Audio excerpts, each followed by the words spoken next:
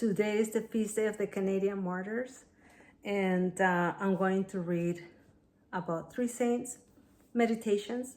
Hopefully they help you. And if you are anywhere near Midland, Ontario, Canada, I encourage you to go and visit. Such a beautiful, beautiful place. St. John de Brebeuf. This great apostle to the Hurons was born in Normandy and came to Canada in 1625, where he founded missions and converted thousands. In a letter to his Quebec superior, he writes, "We are at a point of shedding our blood and of sacrificing our lives for the service of our good Master Jesus Christ. We shall try by the grace of our Lord to endure it patiently for his service. It is a singular sign of his goodness to have us bear with something for his love. It is now that we esteem belonging to his company. May he be blessed forever to have destined us from among others better than us for this country to help him carry the cross." This was taken from the Jesuit Relations. In the midst of his final tortures, he said to those who were also enduring captivity, "My children, let us lift our eyes to heaven at the height of our afflictions. Let us remember that God is the witness of our sufferings and will soon be our exceeding great reward. Let us die in this faith, and let us hope from his goodness and fulfillment of his promises. I have more pity for you than for myself, but sustain with the courage the few remaining torments. They will end with our lives. The glory which follows them will never have an end." From the Jesuit Relations as well. St. Gabriel Lalemant. A Parisian of feeble health, he came to Canada in 1646, fulfilling a long-held desire to be a missionary to the Hurons. Father Rogueneau writes of Saints Lalemant and Brebeuf in the Jesuit Relations.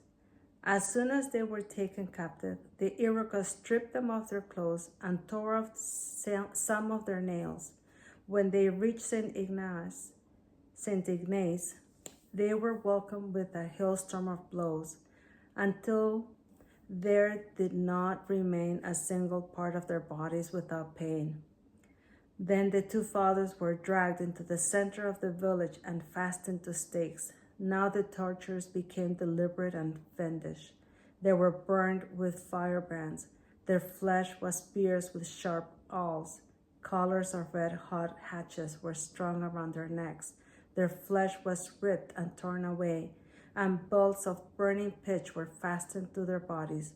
Cruelty was heaped upon cruelty. At the height of these dreadful torments, Father Gabriel, we are told by Huron witnesses, lifted his eyes to heaven, joined his hands from time to time, and breathing aside to God, invoking his help. Taken from the Jesuit Relations. After gouging out his eyes and replacing them with burning coals, they poured scalding water over him in a mock baptism. After 17 hours, he finally died with a hatchet blow to his head.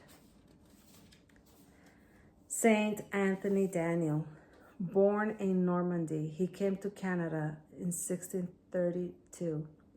Father Paul Rogueneau, in a letter to the General of the Society of Jesus, writes, "The latest disaster to strike us last July was the most severe of all. Father Daniel in the village of St. Joseph had barely finished Mass, his Christians being yet in the chapel, when, at the war cry of the enemy, they seized their weapons. Unmindful of his danger, he hurried into cabins to baptize the sick and assist the aged and children. Father Rogueneau tells how there were so many who cried mercy that Father Daniel had to baptize by aspersion using his handkerchief. Finally, he fell mortally wounded by a musket shot and pierced with arrows. They vented their rage on his lifeless body, and there was hardly one of them who did not add a new wound to his corpse.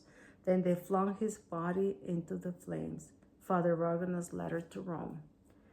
That good father appeared after his death. He was asked how the divine goodness had permitted the body of his servant to be so unworthy and worthily treated after his death. He responded, "Truly God is great and adorable forever. He regarded the reproaches cast upon his servant. He has given me many souls which were in purgatory, who have accompanied my entrance into heaven and my triumph there." From the Jesuit Relations.